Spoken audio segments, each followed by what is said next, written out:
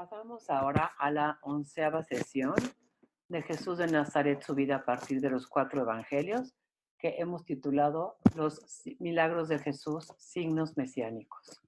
En el nombre del Padre, y del Hijo, y del Espíritu Santo. Amén. Padre nuestro que estás en el cielo, santificado sea tu nombre. Venga a nosotros tu reino. Hágase tu voluntad en la tierra como en el cielo. Danos hoy nuestro pan de cada día. Perdona nuestras ofensas, como también nosotros perdonamos a los que nos ofenden. No nos dejes caer en la tentación y líbranos del mal.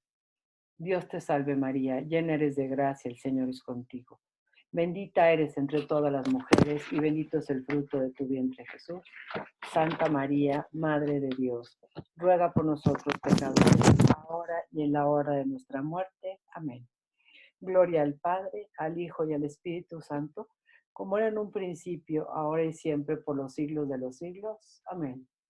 Oh Espíritu Santo, don de Dios y fuerza de lo alto, fuente de agua brotante de vida eterna, desciende y mora en nuestros corazones. Haznos verdaderos adoradores del Padre, condúcenos a la plenitud de la verdad y transfórmanos en testigos de Jesús para llevar su nombre hasta los confines de la tierra. Amén. Bienvenidos nuevamente a esta 11ª sesión titulada Los milagros de Jesús, signos mesiánicos. El título nuevamente es importante. ¿En qué aspecto consideraremos los milagros o en qué aspectos están escritos los milagros en los evangelios? No están escritos como actos de magia ni para llamar la atención, sino para acompañar la predicación de Jesús y manifestar a través de actos de poder, además de las palabras de sabiduría, que Él es el Mesías. Estos milagros que Jesús va a realizar son signos de que los tiempos mesiánicos, los tiempos del Mesías han llegado ya. Y lo dividimos en 5 elementos. La primera parte es la actividad taumatúrgica de Jesús. Es un taumaturgo, una persona que obra acciones de poder. Vamos a presentar brevemente los milagros de Jesús. Vamos a hablar de cuáles son los elementos que están presentes generalmente en un milagro. ¿Cuál es la teología de los milagros? Y vamos a analizar algunos de los milagros. No podemos analizar todos, pero sí un caso de cada tipo de milagros de los que vamos a ver. El primer elemento, pues, es la actividad taumatúrgica de Jesús. Un taumaturgo, decíamos, es una persona que tiene el poder para obrar milagros. Si bien en el Antiguo Testamento algunos profetas hacían algunas obras de poder de parte de Dios, ellos siempre invocaban a Dios para hacer los milagros. La diferencia que va a tener Jesús y que va a llamar mucho la atención es, Él, en el fondo, Él es Dios. Él no tiene que invocar a Dios. El poder de Dios reside en Él. Recordemos que en el Jordán Jesús fue ungido por el Espíritu Santo y lo llenó el Espíritu Santo de todos esos carismas que Jesús iba a necesitar para desarrollar su misión. Y habíamos mencionado cómo la gente estaba admirada de 2 carismas en particular. La sabiduría con la que Jesús hablaba y el poder que tenía para realizar obras extraordinarias. Entonces vamos a ir viendo poco a poco cómo los milagros no son parte esencial de la predicación de Jesús, sino que acompañan la predicación de Jesús y muchas veces ayudan para acreditar la misión de Jesús, porque nadie puede realizar estas obras que Él está haciendo. Recordemos que en Mateo 4:23, leímos la clase anterior, vamos a Mateo 4, versículo 23. ¿Cómo lo veía la gente? Dice así: recorría Jesús toda Galilea, enseñando en sus sinagogas. Y hoy vamos a hacer mucho énfasis en el orden de los verbos que nos van a presentar los evangelios. ¿Qué hacía Jesús como parte esencial de su predicación? Primero que nada, enseñaba, proclamando una buena nueva del reino. Y tercero, como consecuencia de esa predicación y de esa enseñanza, sanaba las enfermedades y las dolencias de la gente, de modo que su fama llegó hasta Siria. Es decir, Jesús está manifestando un carisma de una sabiduría increíble. La gente se admira, dice, ¿qué es esta palabra? con qué autoridad habla, de dónde le sale esta enseñanza. Y también ha manifestado poder para realizar obras extraordinarias. Bien importante, la gente quedaba admirada. Vamos a ver en Marcos esta admiración también. Marcos 6, versículo, voy a leer desde el versículo 1. Marcos 6, 1. Salió de ahí y se dirigió a su patria, seguido por sus discípulos. Cuando llegó el sábado, se puso a enseñar en la sinagoga. Y la multitud, al oír su predicación, quedaba maravillada y se preguntaba, ¿de dónde le viene esto? Está en Nazaret, está entre los suyos. ¿De dónde le viene esto? ¿Quién le ha dotado de esta sabiduría? Y esos milagros hechos por sus manos. Es decir, está la gente admirada, primero de su enseñanza y segundo de los milagros que hace. Entonces, estos dos textos que hemos leído nos sirven para ver cómo fue la actividad de Jesús, cómo fue su predicación y cómo fueron sus obras. Y notamos que lo primero en su actividad es el anuncio del reino de Dios mediante la palabra. Y después esa palabra predicada seguía unos milagros y cómo los milagros iban confirmando la palabra que se había anunciado. Quiero que recorramos el Evangelio de Mateo primero, luego el de Marcos, para que vean ustedes cómo siempre es este mismo sistema. Enseñaba y sanaba, enseñaba y sanaba. Es decir, a Jesús hay que buscarlo más para aprender de él, para conocer todo aquello que nos tiene que revelar y después ya buscar una sanación. Pero lo esencial es instaurar el reino de Dios, no hacer milagros. La misión de Jesús no es hacer milagros. La misión de Jesús es instaurar el reino de Dios para sanar a los enfermos, para darle la libertad a los oprimidos, para liberar a los cautivos. Pero lo esencial no son los milagros, sino el anuncio de una buena nueva.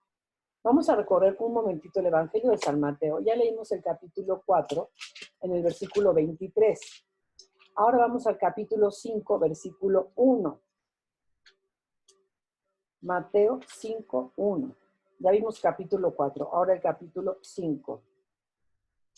Dice así, viendo a la muchedumbre, subió al monte y se sentó. Sus discípulos se le acercaron y entonces, tomando la palabra, Jesús les enseñaba. Paso al capítulo 7, también de San Mateo, versículo 29. Mateo 7, 29, dice así, desde el versículo 28. Cuando acabó Jesús sus discursos, la gente se quedó asombrada de su doctrina, porque les enseñaba con una autoridad que no tenían los escribas. Pero Jesús enseñaba. Capítulo 9, versículo 35 ahora. Hermoso pasaje. Jesús recorría todos los pueblos y las aldeas enseñando, proclamando la buena nueva del reino y sanando toda enfermedad y toda dolencia. Enseñaba, proclamaba y sanaba. Capítulo 11, versículo 1. ¿Por qué estamos leyendo todo esto? Porque cuando afirmamos algo como esto que dijimos de lo primero en la actividad de Jesús es el anuncio del reino, no los milagros, la enseñanza, la proclamación, tenemos que probarlo a través del texto bíblico. No se vale que yo nada más afirme algo, sino tengo que probarlo. Y lo estamos probando recorriendo los textos de los evangelios. Entonces, en Mateo 11:1 dice, cuando acabó Jesús de dar instrucciones a sus 12 discípulos, partió de ahí para enseñar y predicar en las ciudades. Se va siguiendo, espero, un poco el objetivo de estar leyendo todos estos textos. Vamos a dar un recorrido ahora en el Evangelio de San Marcos. Marcos capítulo 1, versículo 21. Dice así, al poco de llegar a Cafarnaún, entró el sábado en la sinagoga y se puso a enseñar. Y la gente quedaba asombrada de su doctrina. Capítulo 1, versículo 35. No, versículo 39. Así que se puso a recorrer toda Galilea, predicando en sus sinagogas y expulsando demonios. Capítulo 2, versículo 13. Salió de nuevo por la orilla del mar, toda la gente acudía a él y les enseñaba. Capítulo 4, versículo 1. Una vez más se puso a enseñar a orillas del mar. Es decir, comprobamos ya recorriendo algunos relatos de los evangelios que lo esencial para Jesús en la predicación es el anuncio del reino de Dios mediante la palabra, y ahora lo vamos a encontrar también efectuando acciones extraordinarias que nadie puede efectuar. Ojalá nos quitemos de la mente la idea de que los milagros de Jesús son como si él hubiera traído una varita mágica y cuando quisiera la agitara y realizara el milagro. Son más signos que nos tienen que ir llevando a reconocer en Jesús a ese enviado de Dios que viene a salvarnos, que un mago poderoso con una varita mágica que obra a capricho. Esos no son los milagros de Jesús. ¿Por qué hacía milagros Jesús? Muy importante. Porque el mensaje de Jesús es que Dios quiere reinar en la vida de los hombres. Quiere convertirse en el rey de tu vida para que dirigiendo Él nuestra vida, nuestras decisiones, reinando Él en nuestro trabajo, en nuestra familia, en nuestras sociedades, nos salvemos. Pero esa realidad del reino de Dios no se puede ver. Cuando Jesús dice, el tiempo se ha cumplido, el reino está cerca, es una predicación que no se ve. Entonces Jesús hacía obras de poder para que se comprendiera eso que no se veía, para que a través de un prodigio que se ve, la gente entendiera lo que Jesús estaba diciendo y creyera en su mensaje. Por ejemplo, tenemos aquí 4 ejemplos. En Lucas 4:31, vamos a abrir el Evangelio de San Lucas, capítulo 4, versículo 31. Tenemos el episodio en el que Jesús entra a predicar el reino de Dios en la sinagoga, se inquieta Satanás y entonces Jesús realiza un exorcismo. Me voy a ir hasta ese momento. En el versículo 35, 4:35 de San Lucas. Jesús entonces le conminó al demonio, cállate y sal de él. Y el demonio, arrojándole en medio, salió de él sin hacerle ningún daño. Y todos quedaron pasmados y se decían unos a otros, ¿qué palabra esta? Da órdenes con autoridad y poder a los espíritus inmundos y los hace salir. ¿Qué quería hacer Jesús? Que a través del prodigio que se ve, ¿qué fue lo que se vio? Que Jesús estaba anunciando el reino de Dios y que expulsó el demonio de una persona. Para que a través de este prodigio que se ve, creamos en el mensaje de Jesús, que es el reino de Dios. Entra, y cuando el reino de Dios entra, sale el reinado de Satanás.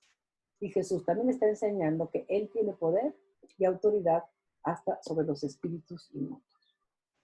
Vamos ahora a Mateo 15. Mateo, capítulo 15, versículo 29. Mateo 15, 29. Dice así.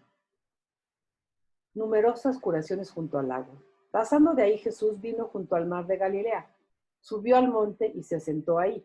Entonces se le acercó mucha gente y trajeron consigo cojos, lisiados, ciegos, mudos y otros muchos. Los pusieron a sus pies y él los curó. De suerte que la gente quedó maravillada al ver que los mudos hablaban, los lisiados quedaban curados, los cojos caminaban y los ciegos veían. Atención. Y alabaron ¿a quién?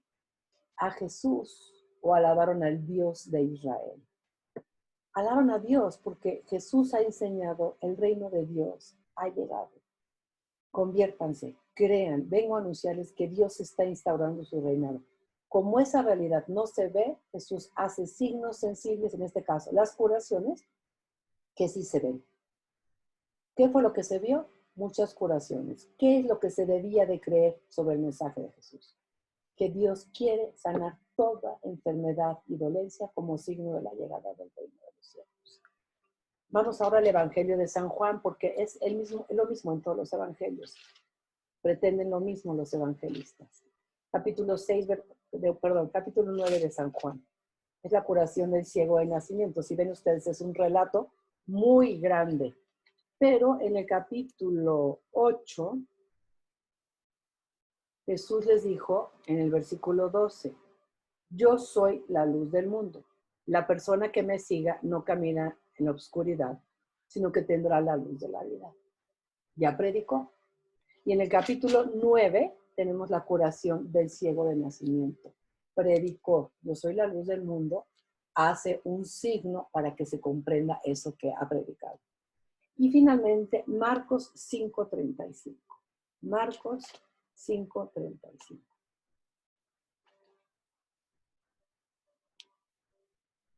Dice así. Mientras estaba hablando, llegaron unos de la casa del jefe de la sinagoga diciéndole, tu hija ha muerto. Es la resurrección de la hija de Jairo, el jefe de la sinagoga. ¿A qué molestar ya al maestro? Jesús oyó el comentario y le dijo al jefe de la sinagoga, no temas, basta con que tengas fe. Y no permitió que nadie lo acompañara, a no ser Pedro, Santiago y Juan, el hermano de Santiago. Llegaron a la casa del jefe de la sinagoga y observaron el alboroto, unos que lloraban y otros que daban fuertes gritos. Jesús entró y les dijo, ¿por qué alborotáis y lloráis? La niña no ha muerto, está dormida. Los presentes se burlaban de él, pero él, después de echar fuera a todos, tomó consigo al padre de la niña, a la madre y a los suyos, y entró donde estaba la niña. Tomó entonces la mano de la niña y le dijo, Talita cum, que quiere decir muchacha. A ti te digo, levántate. La muchacha se levantó al instante y se puso a andar, pues tenía 12 años. Quedaron fuera de sí, llenos de estupor. Él, por su parte, insistió mucho en que no se dijera nada. Jesús resucitó a una niña que había muerto. Y a través de ese prodigio que se vio, Jesús quiere enseñar algo más profundo. Eso que ellos vieron fue un signo de una realidad más profunda. Y esa realidad más profunda es la siguiente. Si bien, dice el libro de la sabiduría, que Dios creó al hombre para la inmortalidad, pero la muerte entró en el mundo por envidia del diablo, Jesús, que trae el reinado de Dios, echa fuera el demonio del diablo y con él la muerte, y vuelve a traer el reinado de la vida, porque él es la vida. Entonces es bien importante esto. ¿Por qué hacía milagros Jesús? Porque su mensaje sobre Dios que quiere reinar no se ve. Entonces hacía obras de poder para que se comprendiera lo que hacía. Los milagros de Jesús en los evangelios son 34 en total, pero 34 narrados en forma concreta. Tal señora, el hombre de la mano paralizada, la curación del ciego. 34 en concreto. Y en esos 34 milagros hay como notas muy características que debemos tomar en cuenta para discernir si en algún momento observamos o somos testigos de alguna obra de poder que realice el Señor, detectar si viene de Él. Primero, Jesús nunca obró por ostentación, nunca. Hemos visto, por ejemplo, en el milagro de la resurrección de la hija de Jairo, cómo incluso se aparta de la multitud para obrar un milagro. ¿Por qué? Porque sí quiere revelar que Él es el Mesías, pero es un Mesías distinto al que están esperando los judíos de su época. Ellos quieren un Mesías descendiente de David. Jesús es un Mesías descendiente de David, pero ellos pretenden que sea un Mesías guerrero, que acabe con todos los enemigos de Israel, que implante el reino de Dios y que todas las naciones sirvan a Israel. Y Jesús trae un reinado que está muy lejos de esa expectativa. La supera inmensamente, pero está lejos de la expectativa de tiempos de Jesús. Y Jesús no quiere que lo sigan porque hace milagros. Él quiere hacer nacer la fe en su persona. Él es el Hijo eterno de Dios que ha tomado naturaleza humana. Lo que quiere hacer es nacer la fe en su persona, que hace signos. Por eso ordena que no lo digan. Después se notaba la autoridad que salía de su boca y por eso la gente también se admiraba. No dice, la gente se admiraba de la oración tan profunda que realizó Jesús. sino se le presenta la oportunidad, Él pronuncia una palabra y suceden las cosas. Pecados quedan perdonados, ciegos caminan, ven, cojos caminan, los sordos oyen, los muertos resucitan. Entonces, muy importante, los milagros, cuando eran vistos por la gente de tiempos de Jesús, lo acreditaban como alguien venido de parte de Dios. No han alcanzado a todavía decir es el Mesías, pero el Mesías no tenía que hacer milagros. Jesús es el Mesías, pero además es el enviado de Dios, que viene con todo el poder de Dios, está lleno del poder de Dios. El Señor lo ungió en el Jordán. Recordemos ese texto. En los evangelios dijimos que había 34 milagros en total. Hay unos milagros que vamos a llamar milagros de única tradición evangélica. Quiere decir que solamente en el Evangelio de Mateo está la curación de 2 ciegos y la curación de un endemoniado mudo. El único que nos presenta una pesca milagrosa antes de la resurrección del hijo de la viuda de Naín, la mujer encorvada, la curación del hidrópico, la curación de 10 demonios y la curación de la oreja de Malco en Getsemaní de San Lucas. Otros 2 milagros son exclusivos de San Marcos. Y luego, bien importantes, porque todo el mundo los conoce, los milagros del Evangelio de San Juan. Juan en total narra 7 milagros. Bueno, 6 son exclusivos de San Juan. Y uno de ellos es el vino de Caná. A mí me da risa cuando preguntan, oiga, ¿cuál es el primer milagro que hizo Jesús? Y uno va al Evangelio de Marcos y lee el endemoniado de la sinagoga de Cafarnaúm. Y dice, no, era el vino de Caná. Hay que aprender a responder. Según el Evangelio de San Juan, el primer milagro que hizo Jesús fue el vino de Caná. Y así con todos los milagros del Evangelio de San Juan, nada más los cuenta él. ¿Qué quieren enseñar a través de estos milagros específicamente? Si nada más lo cuentan ellos, ¿qué pretende Mateo en estos 2 milagros? ¿Y qué podemos descubrir sobre las intenciones de San Mateo cuando presenta estos milagros? Presentar a Jesús como Señor de la comunidad. Él tiene un poder, tiene una autoridad impresionante. Los milagros en Lucas destacan más las acciones de misericordia de Jesús Salvador. Pensemos, por ejemplo, en la oreja de Malco, el siervo del sumo sacerdote, cuando van a arrestar a Jesús y Pedro saca la espada y le lleva a la oreja. Lucas, el Evangelio de la Misericordia, dice, Jesús le puso la oreja otra vez. No puede dejar a Jesús sin actuar misericordiosamente. Después, en Marcos, los evangelios son más una llamada a la fe. Y en Juan son una manifestación de que la gloria de Dios habita en él, que Jesús es el Hijo único del Padre. Notemos cómo Jesús va a decir, yo soy la luz del mundo. En el caso de la resurrección de Lázaro, yo soy la resurrección y la vida. Así, muchas veces Jesús va a decir este título en el Evangelio de San Juan. Entonces, cuando Juan pone estos títulos de Jesús, yo soy, en relación con alguno de los milagros, ¿qué nos quiere enseñar? Yo soy es el nombre propio de Dios. Jesús es el Hijo unigénito, el único engendrado de Dios. Entonces, Juan, cuando pone estos milagros exclusivamente él, estos 6, quiere resaltar que en Jesús se manifiesta la gloria del único Hijo engendrado de Dios. Estos fueron los milagros de única tradición evangélica, pero también tenemos milagros de triple tradición evangélica, es decir, estos milagros son presentados por Mateo, Marcos y Lucas. La curación de la suegra de Simón, el hombre de la mano paralizada, la hemorroides, etc. Mateo, Marcos y Juan tienen en común Jesús que camina sobre el agua. Y luego tenemos milagros de doble tradición evangélica. Y entonces tenemos como las combinaciones posibles. ¿Cuáles narran Mateo y Marcos? ¿Cuáles narran Mateo y Lucas? ¿Cuáles narran Marcos y Lucas? Y de llamar la atención esta parte de aquí. El único milagro de cuádruple tradición evangélica, es decir, el único milagro que es narrado por los 4 evangelios es la multiplicación de los panes. A lo largo de la historia y a lo largo de la existencia del hombre, el milagro que más ha beneficiado a mucha gente es la Eucaristía, la presencia real del cuerpo y la sangre de Jesús en el pan y en el vino consagrados. La multiplicación de los panes fue anuncio de la futura Eucaristía. Y es muy curioso que es el único milagro en el que coinciden los 4 evangelios. Tomen eso en cuenta, por favor.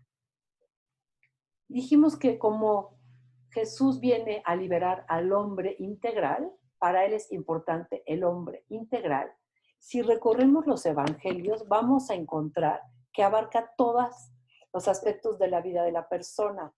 Así como dijimos, la misión liberadora de Jesús quiere liberar del pecado, de la enfermedad física, de la enfermedad psicológica, de la muerte, del peligro de la naturaleza. También los milagros me representan todo el hombre integral dentro de la esfera de interés de Jesús. 21 milagros son casos de curación de enfermos. Y el Señor nos conoce, que sabe que lo que más nos importa es ser curados. 5 son exorcismos. 5 son donaciones que dio el vino de Caná, la multiplicación de los panes, los peces con los panes, etc. 2 se conocen como milagros de salvamento. Caminar sobre el agua, le dice Pedro, ¿crees que puedes? Camina, yo te voy a salvar. Y la tempestad calmada. Jesús tiene poder sobre los elementos de la naturaleza. Y 1, vamos a llamarle una acción simbólico-profética, la maldición de la higuera, que le dice Jesús, queda seca porque no has dado fruto, ¿no? Pero estos 34 milagros, analizados así como en qué consistieron por temas, nos presentan el interés de Dios en que Jesús vea integralmente todas nuestras necesidades. Todas ellas pueden ser atendidas por el Señor. Pero hay que hacer una reflexión interesante, fíjense. Los totales son así. En el Evangelio de Lucas, 20 milagros. En el Evangelio de Mateo, 19. En el Evangelio de Marcos, 18. Y en el Evangelio de Juan, 8. Si los consideramos cronológicamente, el primer Evangelio fue Marcos, 18 milagros. Mateo, 19. Lucas, 20. Y el último Evangelio, Juan, el más profundo teológicamente, es el que menos milagros presenta. ¿Qué hay aquí? El Padre nos diría, ¿qué hay aquí? Piensen, ¿qué hay aquí? ¿Cómo muestra San Juan su madurez teológica al poner menos milagros? Juan, ya tiempo después de los demás evangelistas, nos está enseñando la fe de la iglesia de fines del siglo I. Lo importante es la persona de Jesús. No los milagros que hace Jesús, sino la persona de Jesús. Fíjense, por ejemplo, Marcos narra 18 milagros en 16 capítulos. En cambio, Juan narra 8 en 21 capítulos. ¿Qué quiere decir eso? Que si bien San Juan presenta algunos signos que obró Jesús como para revelar quién es Jesús, no son la parte integral del mensaje. El mensaje importante del Evangelio es quién es Jesús, no qué milagros hace Jesús. Y Jesús vino a anunciar una buena nueva a través de palabras y obras. Y esas obras son sus milagros. Una comunidad más madura en la fe es una comunidad que necesita menos de milagros y mucho más de la persona de Jesús. Esa es la enseñanza. Ahora bien, ¿cuáles son los elementos de un milagro que se encuentran presentes en un milagro? El milagro es el resultado de una acción de poder que en griego se dice dinamis. ¿Qué quiere decir dinamis? Es el poder de Dios. Entonces, en Jesús se notaba, según hemos leído, que residía en él el poder divino. ¿Por qué? Porque él no tenía que invocar a Dios, sino que se veía, tenía un problema, pronunciaba una palabra y las cosas sucedían. Segundo, Jesús hacía milagros para confirmar su palabra y establecer el reinado de Dios. De manera que el milagro es signo sensible de la presencia del reinado de Dios. Siguiente elemento. Normalmente, no siempre, se requiere la fe. Es decir, ya hemos hablado de lo que se requiere, de lo que significa la fe. La fe es creer en Jesús. entregarse a la persona de Jesús que tiene el poder de obrar milagros. No entregarme a Jesús porque hace milagros, sino entregarme a la persona de Jesús que tiene el poder de obrar milagros. Normalmente se requiere la fe. Vamos a ver unos ejemplos. Marcos 2:5. Marcos 2:5. Es la curación de un paralítico, el que descuelgan por el techo de la casa donde estaba Jesús.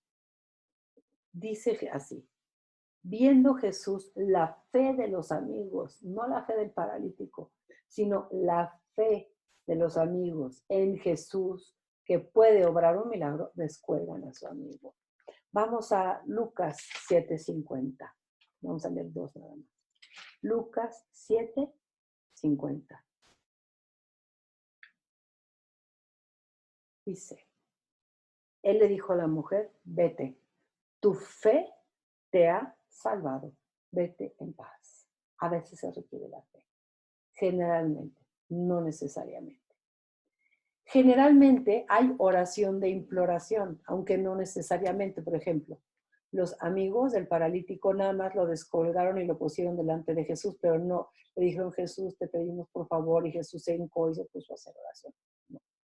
Y una cosa muy importante, la sanación se da desde dentro de la persona. Es decir, Jesús no es como los magos o como los milagreros que ungen con aceites, que ponen medallitas milagrosas, que ponen una reliquia para sanar. No, sino que a una palabra de Jesús se produce desde dentro de la persona afectada por la enfermedad la curación, gracias a la acción divina, pero desde dentro del enfermo, a través de las células del enfermo, a través de su psicología, pero no a través de un elemento externo. Eso es muy importante también. Y el siguiente tema parece complicado, pero no lo es. Teología de los milagros. ¿Qué nos enseñan sobre Dios los milagros de Jesús? Primero, los milagros no son lo más importante en la evangelización de Jesús, aunque sí juegan un papel muy importante en la evangelización. Si quitáramos los milagros de los evangelios, quizá quedarían sin comprenderse muchas de las palabras que dijo Jesús. Sin embargo, no son lo más importante. Insistimos, lo más importante en la evangelización de Jesús es el anuncio del reino de Dios. Y los milagros ayudarán a confirmar esa predicación. Segundo, el milagro es una parte esencial del mensaje y no una sobrecarga al mensaje evangélico. Tercero, los milagros, más que ser una garantía de la revelación, confirman y son parte de la revelación. Los milagros están manifestando un poder sobrenatural en Jesús, acreditan su misión, dan garantía de su palabra y reflejan algún aspecto de Jesús, sobre todo en el Evangelio de San Juan. Yo soy la luz del mundo, curación del ciego de nacimiento. Yo soy la resurrección y la vida, resurrección de Lázaro. Entonces, el milagro acredita su misión, dan garantía de su palabra y revelan algún aspecto sobre Jesús. Son signos de que en Jesús y con Jesús se inauguran los tiempos mesiánicos, los tiempos del Mesías. Y cada mensaje proyecta un mensaje en específico, muy importante. Esta debería de ser como nuestra conclusión de la teología de los milagros. ¿Por qué hace milagros Jesús? Responde, más hace milagros Jesús porque creen en Él que para creer en Él. Nuestra psicología es inversa. Nosotros le decimos muchas veces, Señor, regálame esto, concédeme esto que te pido para que yo crea en ti. Y el Señor dice, más es al revés. Cree en mí que hago milagros. No hago milagros para que crean en mí. Más hago milagros porque creen en mí. Cree en mi persona, entrégate a mí y verás milagros. Entonces hay que creer en Jesús que hace milagros. No creer en Jesús porque hizo milagros. Recuerden lo que dijimos desde hace unas sesiones, cuando vimos discípulos y apóstoles. ¿Qué pasa con la fe que está fundada en milagros, es débil.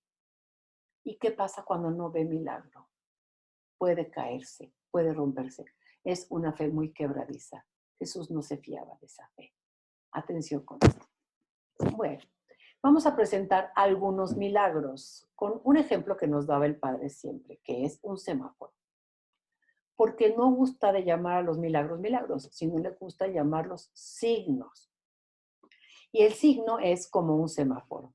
Una cosa veo, otra cosa debo entender. Yo veo la luz roja, entiendo párese o le van a chocar. Y yo veo la luz verde y puedo avanzar.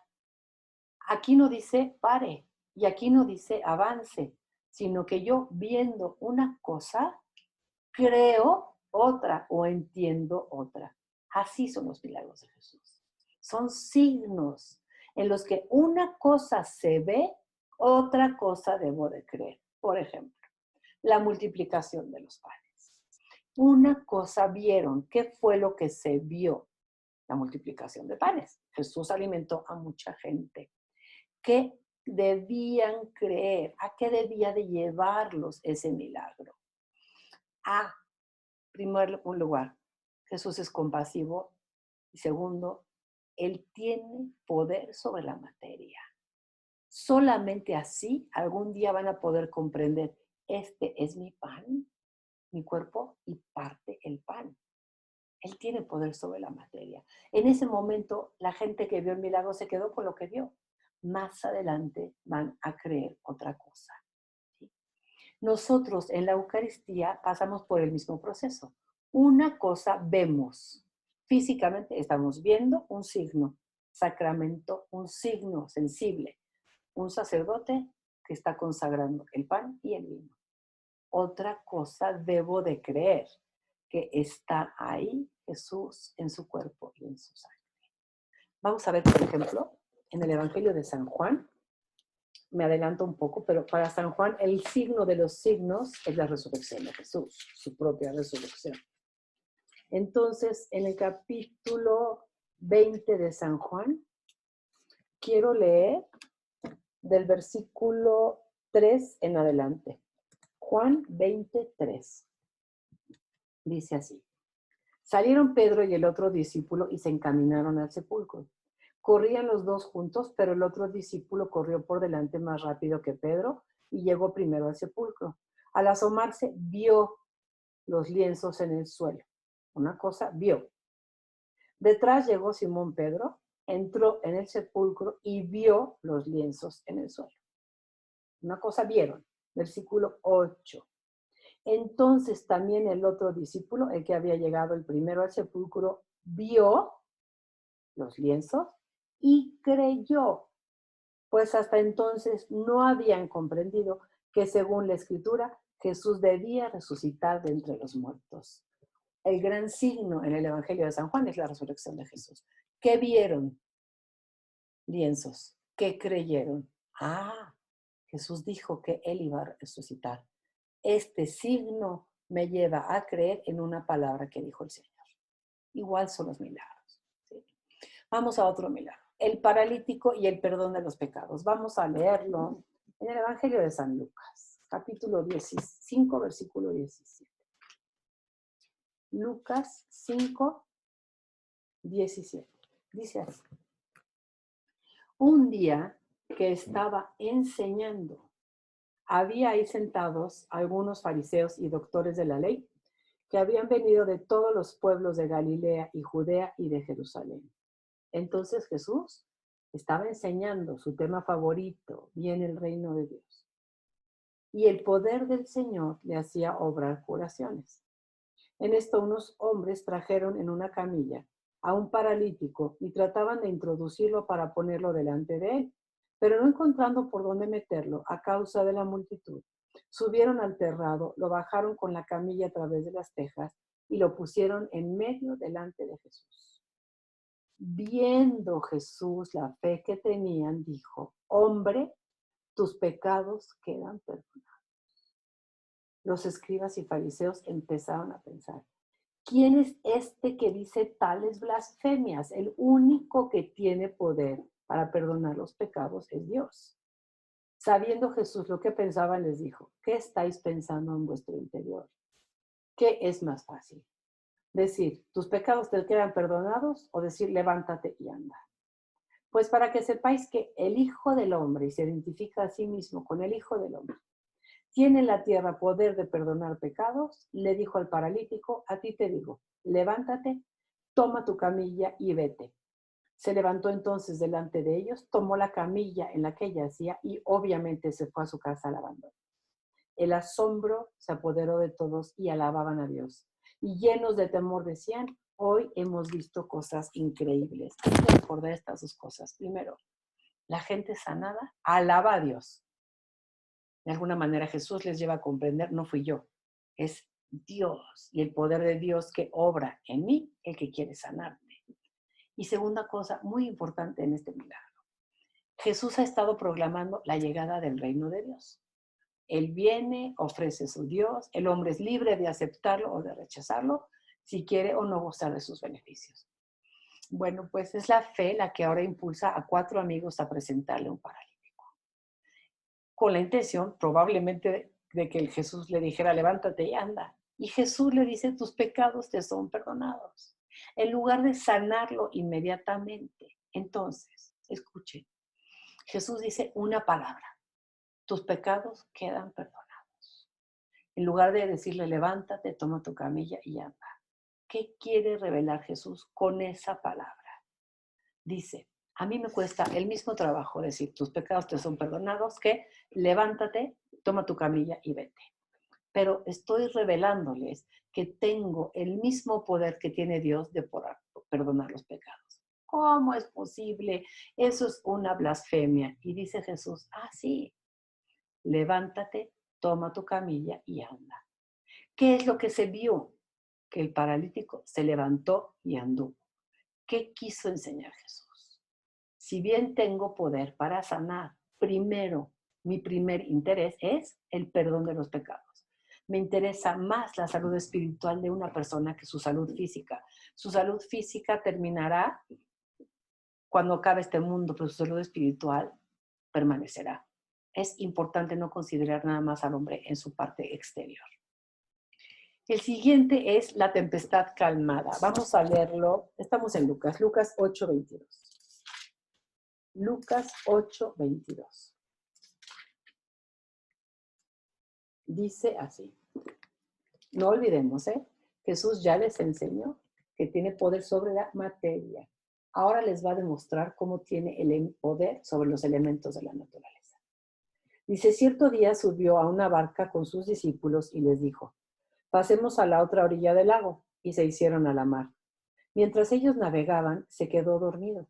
Se abatió entonces sobre el lago una borrasca tal que la barca se anegaba y estaba en peligro. Ellos acercándose le despertaron, Maestro, Maestro, nos hundimos. Y él, habiéndose despertado, increpó al viento y al oleaje que amainaron y sobrevino la bonanza. Entonces les dijo, ¿dónde está vuestra fe? Ellos, llenos de temor, se decían entre sí maravillados, ¿quién es este que conmina a los vientos y al agua y le obedecen? Fíjense, se preguntan. Jesús aparece primero como cualquiera de ellos. Están en la barca, están dormidos. En cuanto se empieza a lebrestar el mar, aquellos se asustan, Jesús sigue dormido. ¿Qué quiere enseñar? Que su persona encierra un misterio que van a descubrir más tarde. Él da una orden al viento y el mar se aquietan. Y los mismos apóstoles nos dan la pauta. ¿Quién es Él? ¿Quién es Él que tiene poder también sobre los elementos de la naturaleza?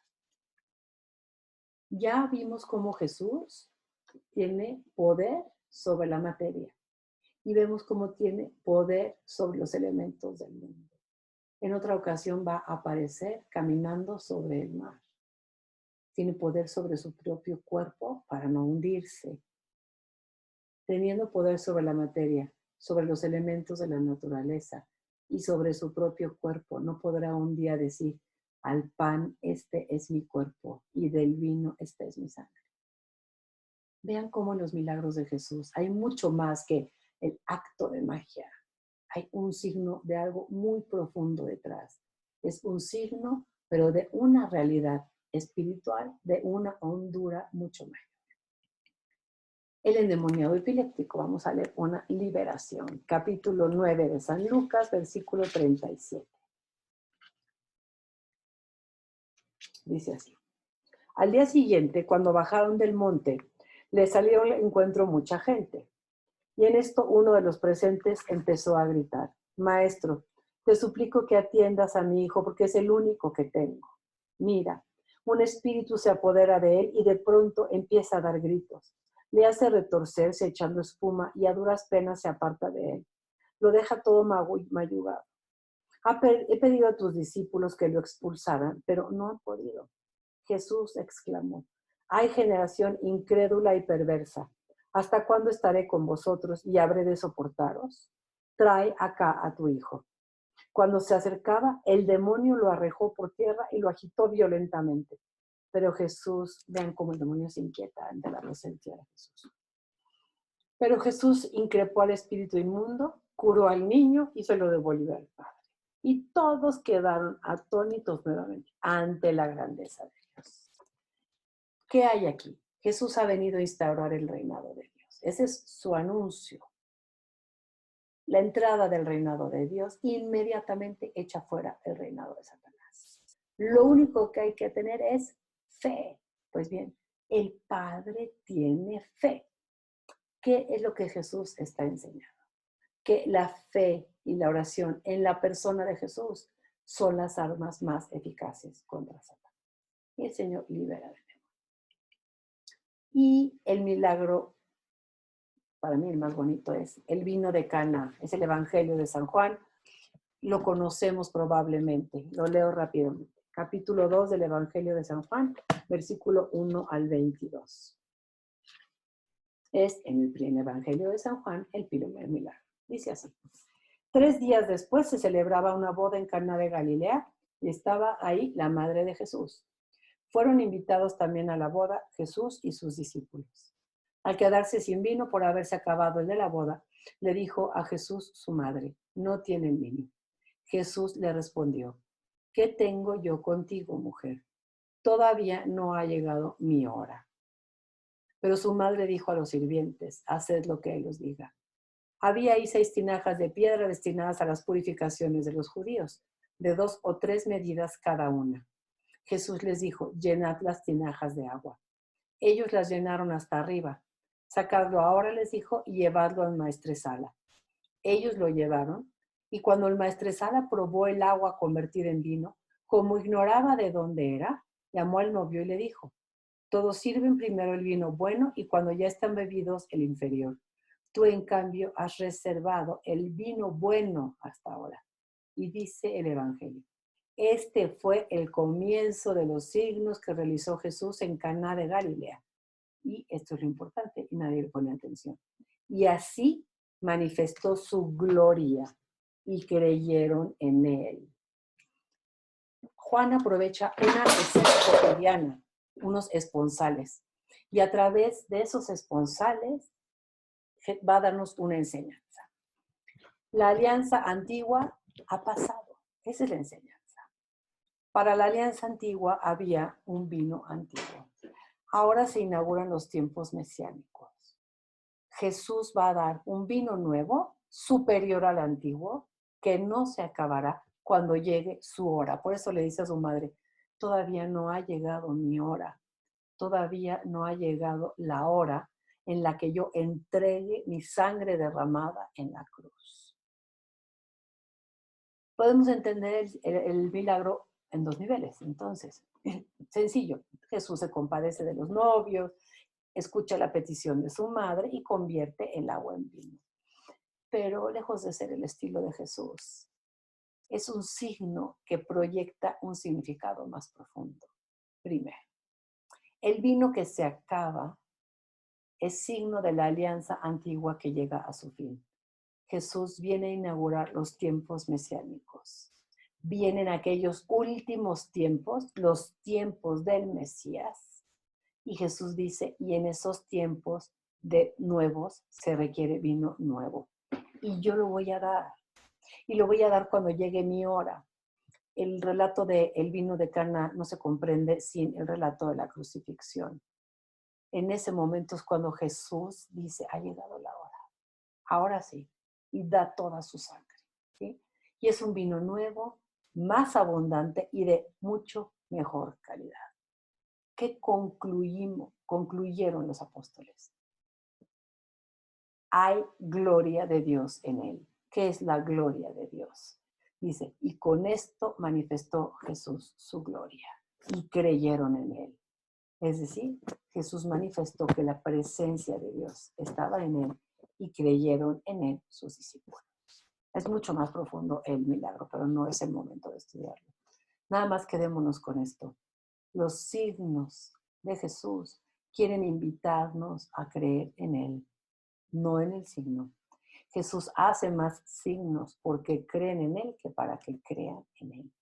Los milagros de Jesús son signos reveladores de quién es Jesús. Eso es lo que nos tenemos que quedar el día de hoy. Muchas gracias a todos.